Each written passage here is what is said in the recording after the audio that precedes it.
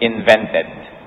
Sa Ecclesiastes 3:12-13, ano po ang sabi ni Solomon, pinakamatalinong taong naglakad sa balat ng lupa? I know that there is nothing better for men than to be happy and do good while they live, that everyone may eat and drink and find satisfaction in all his toil. This is the gift of God. So kailangan po meron tayong goal to be happy. Because if you fail to plan, you actually plan to fail. And if you fail to plan to be happy, you're actually planning to be sad. Pag ang isang bahay po ay ginagawa at walang plano, di kahit ano na lang ilagay nyo, kahit ano na lang ikabit nyo sa isang sulok, yun na lang. Wala kayong nararating. Pagka binalak natin halimbawa na magbiyahe, wala naman talaga tayong mapa, wala tayong pupuntahan, kung saan na lang tayo mapapasuot. Kung wala ka naman talagang kursong gustong pag-aralan, palipat-lipat ka ng kurso, hindi ka matapos-tapos. Kailangan may plano. At kailangan kasama po sa plano na yan, mga kapatid, maging masaya. You've got to plan. You've got to make it a goal so that you have a clear set of steps that you must take so that you will be happy. Happiness doesn't grow on trees. Happiness does not fall from the sky. It must be worked for. And if needed, it must be protected. Napakarami pong mga bagay na gusto tayong nakawan ng kaligayahan. Taong hindi mo kilala, sisimangutan ka. Taong hindi mo kaano-ano, matatapakan ka. Taong hindi mo malang binabalak na makita sa buhay mo, biglang naging dahilan ng iyong kalungkutan, nanakawan ka, sasaksakin ka, o hold upin ka, re-rapin ka.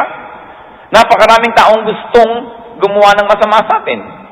Meron naman mga tao, hindi nila balak gumawa ng masama, pero nakagawa na pala ng masama sa atin ang walang kamalay-malay. Meron naman mga tao, ang lapit-lapit sa atin, sila magiging dahilan para huwag tayo maging masaya. So pag pinayagan mo lamang na ang kaligayahan mo nasa kamay ng iba, lagi yung mawawala, laging aagawin ng iba. You've got to have a certain set of rules that you observe, that no matter what people do, they will not take away your happiness, or at least they will take only a portion and a part of that happiness. Maraming mga tao, ang ganda-ganda ng mood mo, magko-comment ng hindi mo nagustuhan. Sabihin, ang pangit naman ng buhok mo, saka nagpagupit. Yung walang masabing mabuti, may sasabihin pang pangit. Meron naman gumagawa ka ng paraan para ka sumaya.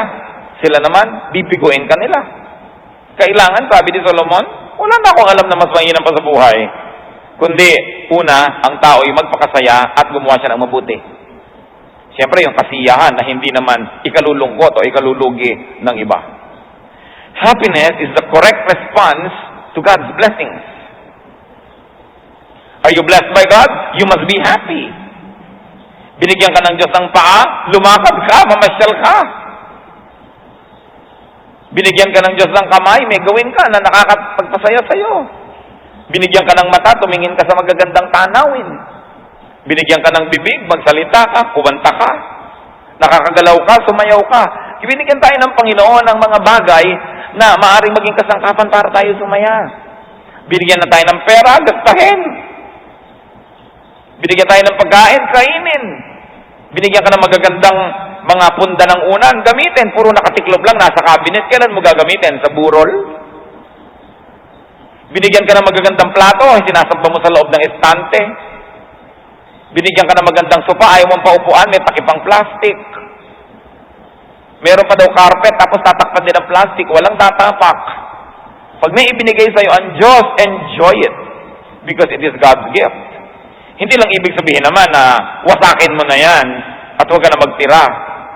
Pero may mga tao, ang daming magagandang tuwalya, tapos pag makita mo, gapak-gapak yung mga tuwalya nilang ginagamit, hindi ko alam kung anong pinaglalaanan. Maraming magagandang mesa, hindi doon kumakain, nasa ng pamilya, nasa dirty kitchen. Ang daming magagandang kaldero, tapos kung ano-ano mga kupi-kuping takuri ang ginagamit sa buhay. Happiness is the correct response to God's blessings. Ecclesiastes 5:19. Moreover, when God gives any man wealth and possessions, and enables him to enjoy them, to accept his lot and be happy in his work, this is a gift of God. Sabi ko, kayo binibigyan ng Panginoon ng kayamanan, o kung hindi man sobrang daming kayamanan, binibigyan kayo ng mga ari-arian, at pagkatapos binigyan pa kayo ng pagkakataon na lasapin ang sarap na ibinibigay nito, aba, tanggapin mo ang iyong kalagayan at ang iyong pinagpalang kalagayan at maging masaya ka sa buhay. Sabi, ito ay regalo ng Diyos. We should be grateful for what God gives. Therefore, you do not allow yourself to get distracted by what you do not have. Sit down, count your blessings, and be happy with what you have. Because if you are not always looking at what you do not have, and especially if you're looking at what other people have, you will not be happy. Ang simple-simple niyan, kaya pinagbawal ang coveting. Sabi, do not covet. Tingnan nyo, pag umorder kayo ng pagkain sa isang restaurant, kahit na ang tagal yung pinili yung o-orderin nyo, pag dumating yung order ng kabilang mesa, laging mukhang mas masarap. I mean, ano yung order niya? Parang yun yata ang gusto ko. Pero ikaw naman na hindi pinilit doon sa in-order mo. Laging parang mas maganda ang bakura ng kapitbahay, laging parang mas maganda ang asawa ng kapitbahay, parang laging mas matalino ang anak ng kapitbahay. Kaya ang mahalaga, lagi mo nalang tingnan what you have, what God gave you, and work hard at being happy with it. And be appreciative. How can you be appreciative? By using what God gives you. Kung kayo man po nagregalo ng isang bagay, ako may mga taong tinigilan ko ng regaluhan kasi hindi ko nakikita ang ginagamit. Siguro, ako sisikip lamang ang cabinet nito, dadagdag na naman niya sa kanyang stock ang ibibigay. Huwag na lang, ibigay na lang sa gumagamit. So ang Panginoon, pag may ibinibigay sa atin, gusto naman niyang makita ang ginagamit natin yan. Hindi lang talento, hindi lang yung pang-ministry, kundi rin po yung mga pampasigla sa atin at pampasarap sa buhay natin. Gusto rin niyang gamitin natin yan. Kaya yung mga bakasyon dapat ginagamit, hindi kino-convert sa cash. Kasi pag yung bakasyon, gusto ng Diyos, nakakapagpahinga tayo, nalilibang, naaaliw, pagbalik mo sa trabaho, kahit nagbakasyon ka, mas masaya ka, mas masigla ka. Pero kinonvert mo sa cash, mahirap ka pa rin naman sa ending Hindi ka pa nakapag-enjoy. One way to appreciate is to use what God gives. Enjoy, use, and never fail to share what God gives. Kasi po merong miraculous, magical happiness ang sharing. At yun lang mga nagbibigay ang nakadiscovery nito na meron palang ligaya at sarap at saya na nakareserba para lang sa mga mapagbigay. Merong ganung uri ng kaligayahan na hindi nararanasan ng mga makasarili, ng mga selfish people. And you should remember this, when God gives you good things, and then gives you the opportunity to enjoy them, that's double blessing. Sabi, when God gives you and enables you to enjoy it. So what enables us to enjoy? Time. Kailangan natin ng oras para mag-enjoy. Ipinaplano din natin ng oras. Mga kapatid, pag hindi ninyo ipinrotekta ang oras nyo mula sa kung kani-kaninong manghihingi ng oras, mahihingi ng lahat ng oras nyo at walang natira sa inyo. Samahan mo naman ako doon. Kahit naman ayaw mo sumama, sumasama ka, hiningi niya ang oras mo. Sana yung oras na yun, nagamit mo na for your own enjoyment, pinamigay mo na naman. Yung mga hindi marunong magsabi ng no sa lahat ng imbitasyon. Yung mga may darating sa bahay mo, balak mo maglinis ng lahat ng cabinet at 3 oras na ayaw pang umalis. Nanakaw na niya ang kaligayahan mo. Kaya pwede mo sabihin, alam mo, pwede pa ako makipagkwentuhan ng 10 minutes. Pagkatapos, maglilinis ako ng cabinet ko, umuwi ka rin at maglinis ka rin ng cabinet mo. Hindi yung sang-ayon ka na lang na ubusin ng tao ang iyong oras. Alam niyo, marami mga tao, lalo yung mahilig magpa-counsel. Kaya akala ng ibang hirap naman magpa-counsel sa mga pastor. Bakit may appointment pa at may oras-oras pa? Kasi karamihan ng namang problema, walang ibang gustong gawin kundi huminga ng huminga ng huminga. So magpapa-counsel sa'yo, 2 oras na kayo nag-uusap, wala pang tinutumbok. Sabi ko, teka, magpapa-counsel ka ba? Ano bang goal ng counseling natin? Gusto mo mahingi ang payo ko o gusto mo lamang talagang umatukal dyan at pakinggan kita ng pakinggan at paulit-ulit ka na para na tayong ruwedang paikot-ikot? Even the time of pastors and counselors must be protected from those who like to consume them needlessly. Kailangan ipinoprotect nyo yung enablement nyo to be happy. Therefore, you must be able to say no when you must. What other enablement does God give us? Not only time, So you value your time and you plan your time, but also people to enjoy with. Alam niyo naman, happiness multiplies when there are people you share it with. And sorrows become smaller when there are people to share it with. So people are blessings. Pero kung kagalit mo ang iyong hipag, kagalit mo ang iyong kapatid, kagalit mo ang iyong manugang, kagalit mo ang iyong biyanan, kahit saan ka tumingin, naiinis ka, siguradong magiging malungkot ka. Kaya kailangan, kung napapansin mong marami kang kagalit, suriin mo ang iyong sarili, baka something's very wrong with you, or you are a saint and you're a perfect person, then something's wrong with the world, but still, you have to do something to be happy in spite of the people around you. Gagawa ka ng paraan. When God enables you to have good health, kailangan ine-enjoy mo yan. Hindi lahat ng araw, mga kapatid, malusog ang tao. Hindi lahat ng sandali ay malakas ang katawan. Kaya dapat sa mga panahon na malakas ang katawan, samantalahin. Gusto nyong akyatin ang bundok Banahaw, akyatin nyo na habang hindi pa kayo punong-puno na arthritis.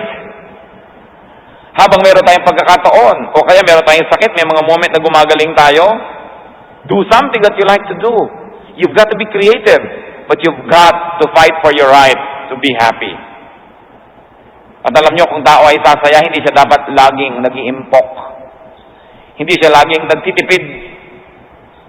Nag-iimpok ka ng konti, nagtitipid ka ng konti para sa iyong mga maaari, mga emergencies na mangyari. Pero kung wala kang ginawa sa buhay mo kundi mag-impok, alam nyo, uutangin lang yan ng iba. Tinitiyak ko sa inyong uutangin lang ng iba. Kasi lahat ng kamag-anak nyong nakakaalam na may inimpok kayo, walang pag-iinteresan kundi ang inimpok nyo. So pag may dumarating silang pera, gasta sila ng gasta, kasi alam nila, pag nagipit tayo, utangin natin yung iniipon itong ating kapatid. Ganun ang gagawin nila. Kaya dapat marunong ka rin magprotekta ng iyong kinikita, hindi ka ipon ng ipon, kasi lagi kang paliligiran ng mga taong gustong hututin ang iyong inipon.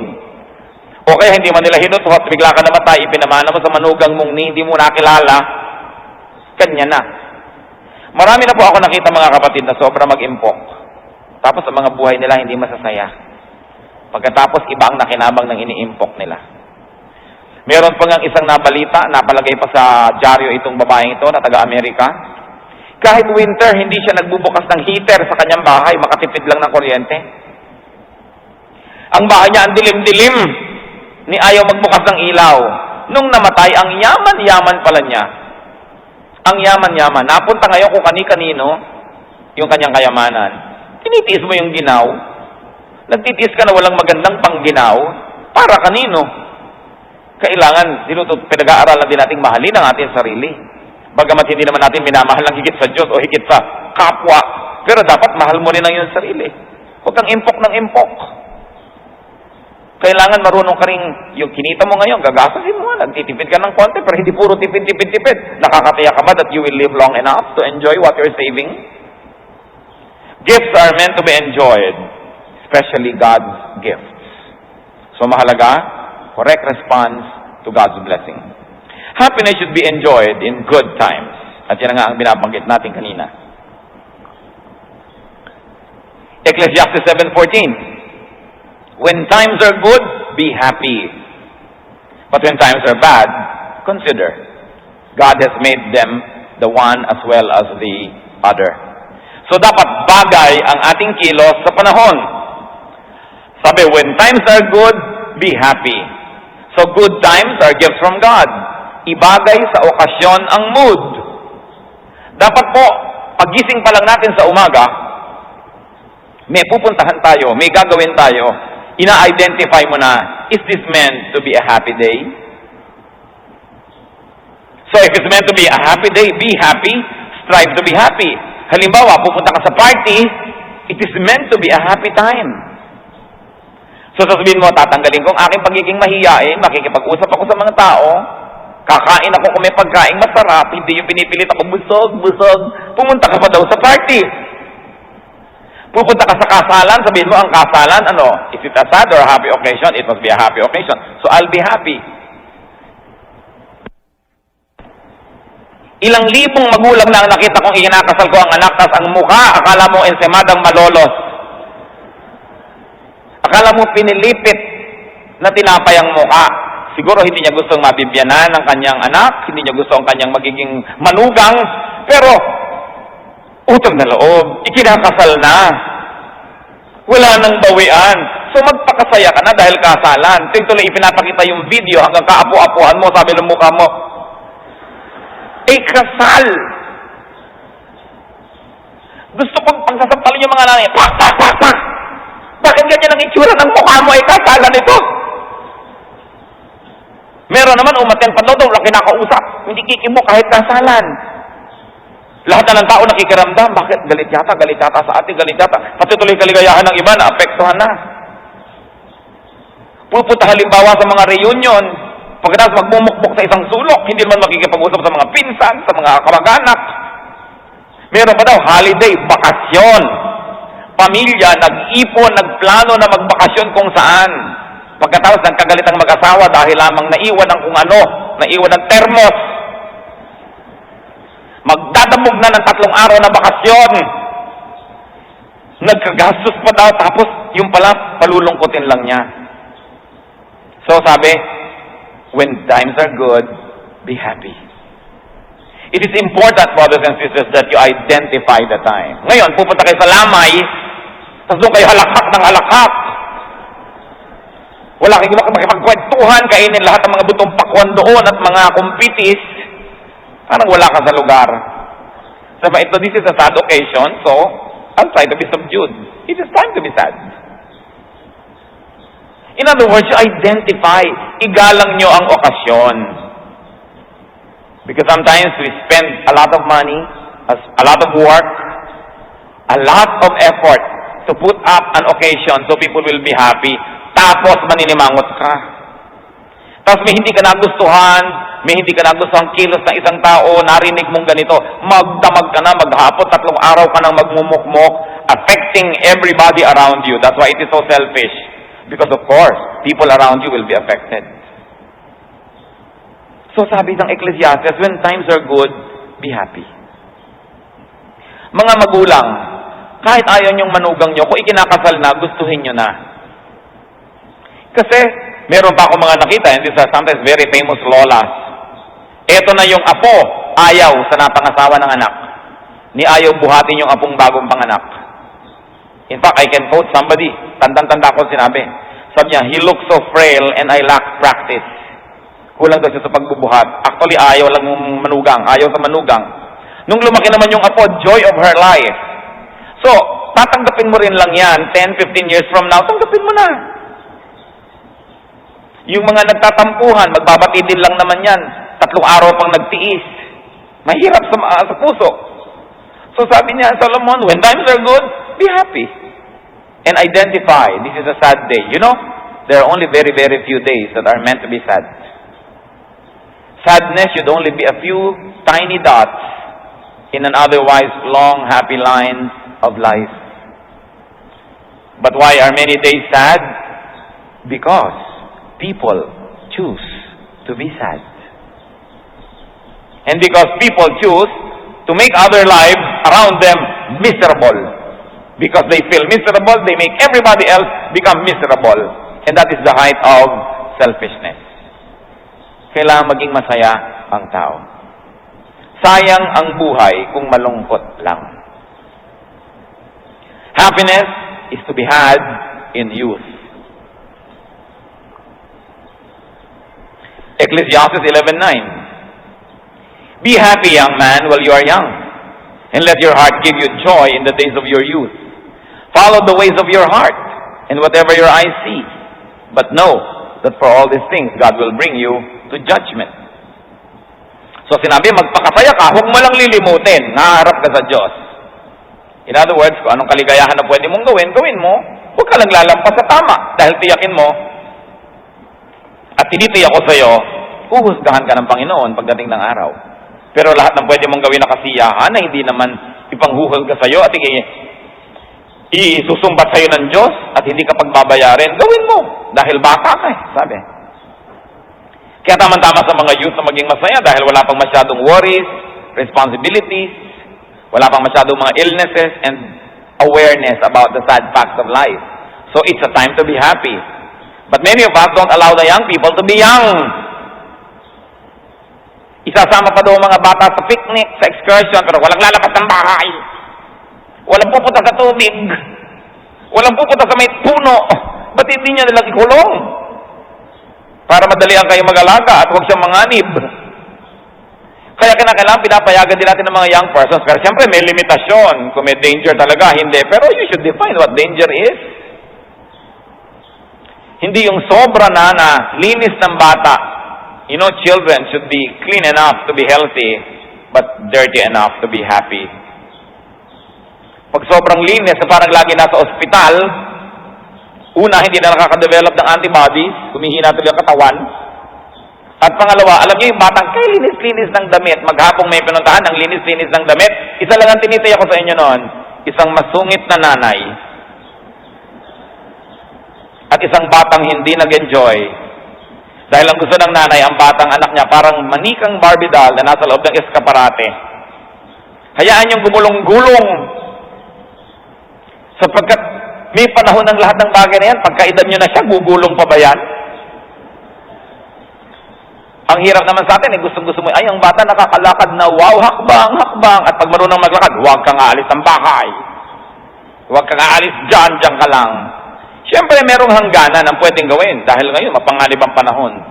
But parents must know which they should allow and which not. Because sometimes we deprive children of their childhood because we expect them to behave like adults. The very nature, the very disposition, the very situation of children and young people are very conducive to happiness. Kaya kailangan huwag tayo ang maging sagabal dyan. Dapat we should make children as happy as possible. Kasi yung kaligayahan ng bata habang maliit siya, baon-baon niya buong buhay. Yun ang kanyang panglaban sa lahat ng sakit ng mundo.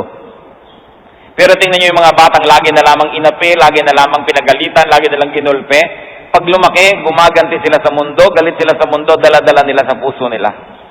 Pabaunan ng maraming kaligayahan ang puso ng isang bata. At napakalaki ng pagkakataon na yan ay maging isang well-adjusted person. Allow young people to be happy and allow them to be young. Talagang napakalaki pong kalbaryo yung naliligid ka ng mga teenager na wala na makakwenta-kwenta, tawanan, ang iingay, ang pasan niya talagang nakakaligalig sa mga may edad na. Pero kung gusto natin na payagan silang maging ganon, dapat umimbento rin tayo ng sarili nating peace, sarili nating kaligayahan, kahit sila kuminsan nakakagulo sa ating gustong katahimikan. But we should not impose on them the taste of adulthood because they are not adults yet. Kailangan silang bigyan ng ganong pagkakataon. Sapagkat dumarating ang pagkakataon, ibigin man nilang sumaya, ibigin man nilang lumakad, hindi na rin nila kaya. John 21 verse 18. I tell you the truth, and this is the Lord speaking. When you were younger, you dressed yourself and went where you wanted. But when you are old, you will stretch out your hands, and someone else will dress you and lead you where you do not want to go. Sabi ni Lord, darating ang panahon, binibihisan ka ng ayaw mong isuot sa'yo, dinadala ka sa ayaw mo, pero matanda ka na kasi wala kang choice. So, yung batang pwede pang magbihis at pwede pang pumunta doon, hayaan. Huwag lang naman yung sinipuna dahil kita na yung pusod, nagdamit pa daw. Kailangan na pagbibihis ay decente, hindi ka nagiging sex object. But we should allow a little leeway. Nung araw, pati haircut talaga, very regulated. You know, kasi yung magulang crew cut, gusto yung anak crew cut din. So, binibigyan natin ng konting pagkakataon yung mga young people to be young, not to be like us. Because when they are our age, they will be like us.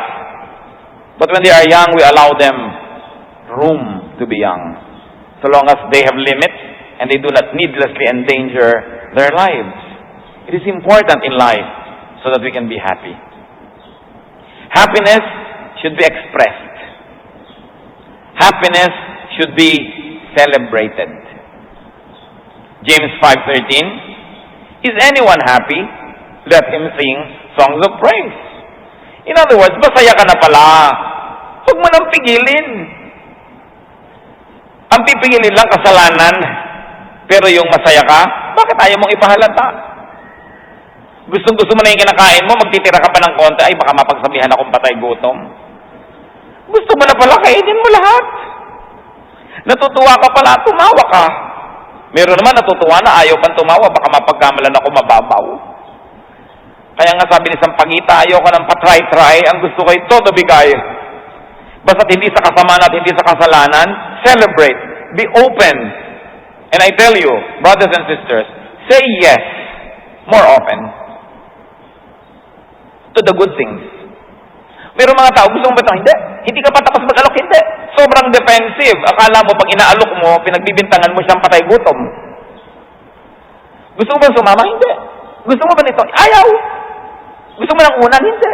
Lahat ng comfort na iaalok mo, ayaw tanggapin. Pride yun eh. Or insecurity. Kasi hindi sanay na binibigyan ng mabubuting bagay, ang tendency agad magduda sa nag-aalok. Gaano karami pong kaligayahan, mga kapatid, ang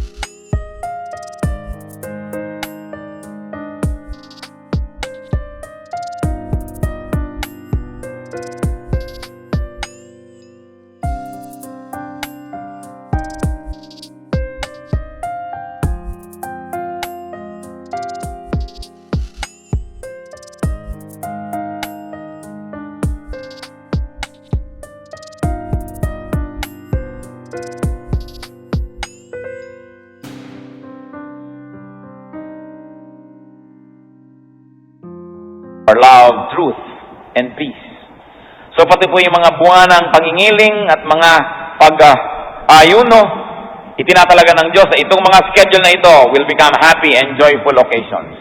In other words, while the Lord understands and even wants us to go through some quietness, sometimes some sadness, so that we can reflect, the Lord also wants us to enjoy and to be happy. So be happy.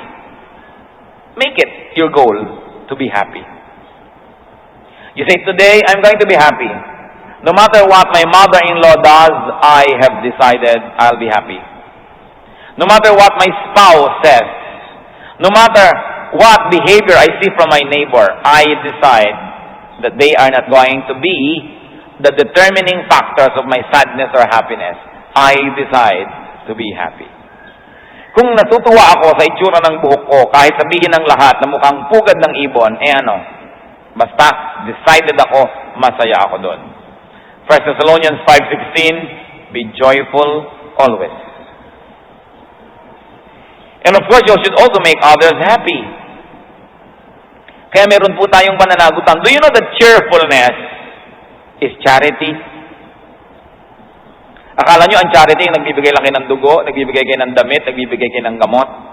Yung hiningitian nyo ang tao, yung masaya kayo, ginagawa nyo rin siya ng mabuti. Yung may kasama kayo sa bahay, may kasama kayo sa biyahe, na hindi na kayo pinapakiramdam ang ano kaya, malungkot kaya siya, galit kaya siya, masama kaya loob niya, so tinatansya-tansya ka pa, sinusuyo-suyo ka pa, na nagkakatrabaho tuloy sila. Actually, it is charity to let people know that you're alright, that you're happy. And even if there are some causes of sadness in your heart, you don't always show it so that you don't affect other people.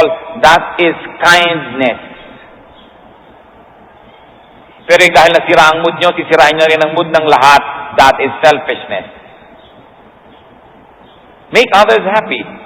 2 Corinthians 7:13. In addition to our own encouragement, we were especially delighted to see how happy Titus was, because his spirit has been refreshed by all of you. So Titus was depressed, was sad, but his spirit was refreshed by others. And Paul says, ikinalulugod ko na dahil sa inyo, sumaya-saya si Titus. Meron tayong pananagutan sa isa't isa. Hindi tayo nabubuhay para sa sarili lamang. Kaya kailangan iniisip din natin, paano ang magiging reaksyon ng iba. Dadalo ako ng kasalan, tapos maninimangot ako, paano ang reaksyon ng mga kabilang partido? Paano ang reaksyon ng lahat ng tao? May pananagutan ako, it's a happy occasion, I'll contribute to its happiness. And if I will not be able to contribute actively, at least I will not actively destroy the happiness of other people. And you know what, church? Another important thing is to allow others to give you happiness. Payagan nyo na pasayahin din nila kayo. May mga tao gusto naman nila sila lang yung bigay ng bigay pero ayaw tumanggap. Payagan nyo na pasayahin din kayo. May mga magulang sobrang martir, walang iniisip kundi magbigay sa anak, tapos binibigyan na, tinatanggihan pa. Kasi iniisip, nahihirapan ng anak ko, wag na lang akong bigyan. Payagan nyo rin ang taong pasayahin kayo. Payagan nyo yung mga tao. Kung sinusuyo kayo, pasuyo na kayo. Huwag na kayo mag-play hard to get. Kasi maiksi ang buhay. Bawat isang araw na hindi ka masaya, kabawasang malaki. Meron nga po tayo isang kapatid, ikinalulungkot natin. Sumakabilang buhay na. So, ganyan ang buhay. Halimbawa na isang pastor, tulad ng inyong lingkod, may ipinapanganak ngayon, may mamamatay bukas, may nanganganib ngayon, meron namang biglang gumraduate, hindi mo na malaman kung paano ka sasaya, lulungkot within a span of 1 minute. Dahil ang buhay napakaiksi at ang buhay napakarupok. Yung kasama mo lang ng isang linggo, hindi naglipat linggo, namatay na ilibing, sa loob ng isang linggo, ang daming pwede mangyari. So, paano nyo papayagan na meron kayo isang linggong hindi kasundo? Paano kung next week, wala na pala siya? Sisisi kayo ngayon. Naku, bibigyan ko pa naman ng rambutan. Pinaurong-urong mo pa, hindi mo na tuloy nabigyan at namatay na. Kaya mahalaga yung sinasabi ng kantang, we may never love like this again. Ayaw niyong sobrang malungkot pag may namatay, lalo't malapit sa buhay niyo, huwag kayong makipagkagalit. Huwag kayong makipagsamaan ng loob. Para kung biglang namatay, wala kayong pagsisisihan. Hindi yung naku, bala ko pa namang humingi ng tawad sa kanya, namatay na lang. So kailan ka pa ngayon hihingi ng tawad? Dala-dala mo ngayon, mabigat. Dapat po mga kapatid, pag may namatay, nalulungkot ka lang dahil mamimiss mo, pero hindi dahil may atraso ka. Huwag kayong pumayag na may atraso kayo kahit kanino, lalo't malapit sa inyong tao. Dahil baka mamatay mamaya. Pwedeng mangyari. Napakarami ko nang nakitang taong hindi mo inaasahan na mamamatay pala. At meron namang talagang ipinapanalangin hanggang mamatay na. Tapos ang tagal na nabuhay pa. Hindi, meron po talagang ganyan, pastor, ipanalangin niyo naman pong kunin ako ng Diyos. Nakakatiyak ba kayo? Yan ang gusto niyong panalangin? Oo.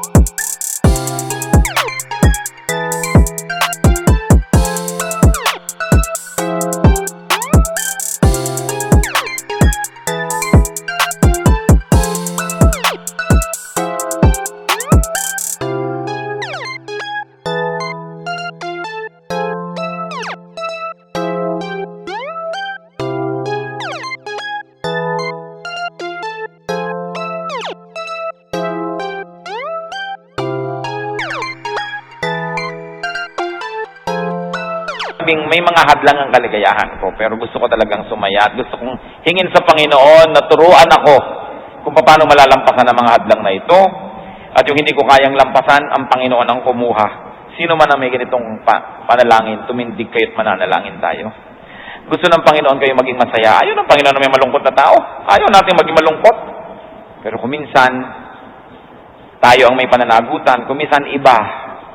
Pero ang lahat ng yan, tayo man o iba, kaya ng Diyos lutasin kung ating ipapasa Kanya. So, sino man ang nais tumayo, baka naman sasabihin nyo lang gusto nyo sumaya, ikinahihiya nyo pang sabihin at hindi pa kayo makatayo, lulungkot talaga kayo niyan. Pasensya na kayo kung lulungkot pa kayo. Kung sinasabi nilang Espiritong tumayo ka, ayaw mo pang aminin, talagang malungkot ka na, sorry ka na lang. But the Lord is here. The Lord is a healer. At kung hindi tayo nahihiya sa doktor, maghubad man sa kanyang harap para masuri ang ating kalagayan, Bakit tayo mahihiya sa Diyos? Sasabihin, Lord, gusto ko po maging masaya pero maraming hadlang. Gusto ko pong lumapit sa inyo at hilingin na kayo ang maging kalutasan. Panginoon, tumatayo sa iyong harapan, nagpapakumbaba ang mga anak mo. Hindi ikinukubli sa iyong harapan ang nilalaman ng puso. May mga kalungkutan, may mga pangamba, may mga balakid sa kaligayahan. Alam niyo lahat ito, Panginoon. Wala po kami maililihim sa inyo. Ang hiling ko lang po ngayon, Ama, ituro mo sa bawat isang tumitindig sa iyong harapan ngayon. Una, kung sila mismo ang may pananagutan kung ba't di sila masaya. Ituro mo ang higit na tamang paraan. Ituro mo at ituwid ang aming mga pag-iisip at pamamaraan, Panginoon.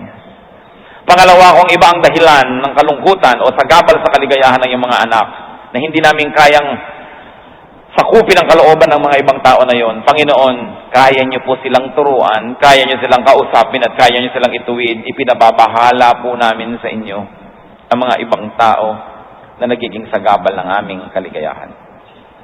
At kung ang sagabal na ito, Panginoon, hindi ibang tao, kundi mga bagay, pananalapi, mga sakit, mga karamdaman, mga alalahanin, lalong-lalo naman, Panginoon, na kaya niyo po ang mga ito.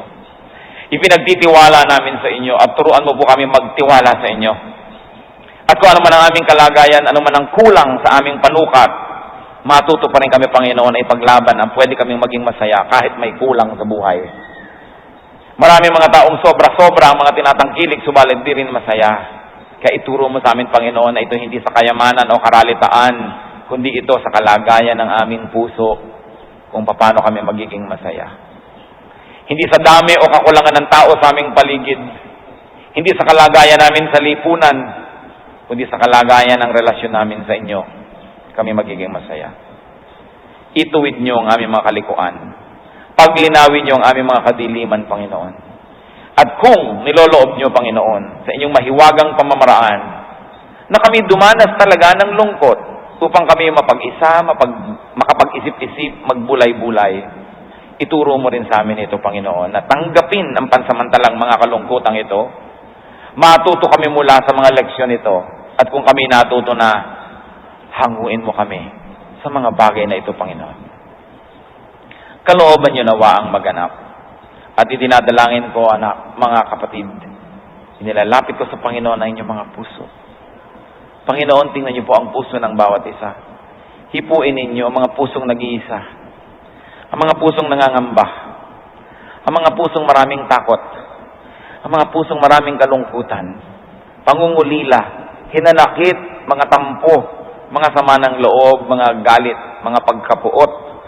Ang lahat ng ito, Panginoon, ay sagabal upang kami maging makadiyos at masaya. Alisin mo sa aming puso, Panginoon. You have given us free will, so it can be in our will to be angry. But Lord, right now we surrender that will to you now and ask you, let your will be done. Uproot all of this negative